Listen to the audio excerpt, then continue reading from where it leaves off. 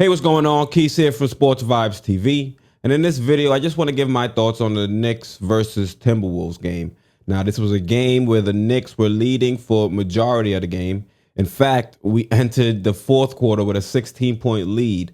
So the fact that we only won with a 4-point lead is a little bit troubling.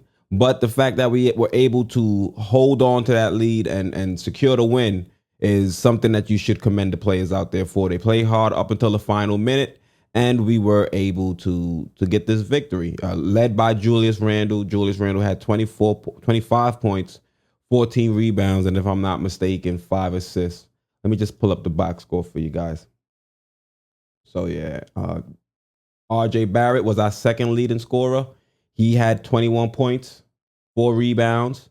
He did his thing out there. He made a couple clutch buckets. He even had a nice alley-oop in transition with Alfred Payton. That was a beauty to see. That looked very good. I mean, RJ was still out there missing some easy layups, but for the most part, the tough shots he was able to knock down. There are some things that he can take from this game where he either dribbled into too much traffic or he took a bad shot, but hopefully he'll be able to work on that. Tibbs and the coaching staff will continue to work on that, and he'll get better. He still shot 50% from the field, and he was 1 of 1 from 3-point. So those are commendable. He missed his only free throw shot, so that's one thing we will have to work on with him. But outside of that major storyline, when we made the Derrick Rose trade, I said one of my issues was that he could eventually impinge on Immanuel Quickley's minutes, and we saw some of that tonight. Immanuel Quickley only played 9 minutes, and Tibbs decided to go back to Derrick Rose, even though it was debatable who was the better guard in the second unit up until that moment in the fourth quarter where he had to replace Alfred Payton. So, before Rose came, you might have seen Immanuel Quickley get that call to go in and finish the game. But because Derrick Rose is an option and they have that history, Tibbs decided to go with Rose, and he's the one that closed the game out. So we didn't get to see much from our young guys. We didn't get to see much from Emmanuel. We didn't get to see much from Obi. Both of them only played 9 minutes. And it seems like that's what we as Knicks fans are going to have to expect from Tom Thibodeau. That's something I'm willing to accept as long as it continues to lead to wins. As long as this team is winning and we're still seeing growth from RJ, and maybe this was just 2 bad games for Immanuel Quickley. He's still a rookie. He's going to have these moments where he's going to be hot and where you'll see him cool off. So this may be one of those periods where he's going to cool off, and that's why Tibbs decided to go with a Derrick Rose, even though Derrick Rose wasn't doing much better. Derrick Rose was 1 of 8 from the field, 2 of 2 from the free throw line, 0 of 1 from 3, and he had 4 points, 2 assists, and 1 rebound. Really didn't do too much out there. I mean, then again, Derrick Rose, a lot of his shots kind of rimmed out, so he could have very easily have gone 3 of 8.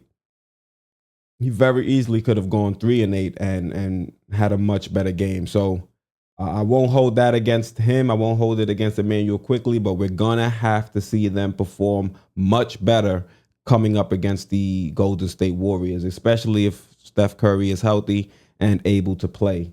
But outside of that, we saw good contributions from Nerlens Noel. We saw good contributions from Taj Gibson as well. When we shot the pregame show, JD and myself, one of the concerns was foul trouble. And as you can see, Nerlens Noel fouled out the game. Luckily, Taj Gibson didn't have too many fouls, but fouls were an issue in this game. And especially in the first half, I think fouls and free throw shots is what helped keep the Minnesota Timberwolves in that game. When it was our second unit versus their second unit, you saw Nasir Reed. I think his full name is Nasir Reed, but they just called him Nas. He kind of feasted at the free throw line. I think he got the majority of his shots at the free throw line. So that was a concern that JD pointed out. And then my concern was the second unit, and we still didn't see them perform to expectations. And as I'm watching the game, I text JD. I'm like, yo, JD, the team is up a lot, and they're really not hitting any of our concerns. All the concerns we had are still coming true, but the team's still up by 16. Could this be a ominous sign? And right when that fourth quarter hit, everything went out the window. We lost the lead. Basically, my prediction went out the window because in the pregame, I had predicted that the Knicks would win 110 to about 95, 97. And if you were looking at it after the third quarter, you thought I was going to get my prediction pretty easily because we were up 16. We were on pace to do that. And the fourth quarter, everything that we were saying that the Knicks had to worry about came to fruition. And the second unit was not good. The lead evaporated quickly. No pun intended. His name, man, it's kind of hard to not use it in a sentence, honestly. But that happened, and then you continue to see fouls happen continuously. To see the whether it be Cat or other players at the line to nail their free throws, and that's what helped get the Timberwolves back into the game. And it was a hard fought game, but luckily the Knicks were able to pull it out with the win. And I just want to know what your thoughts are on the game down in the comments below. So once again, I'm Quis, host of Sports Vibes TV, and I'm out.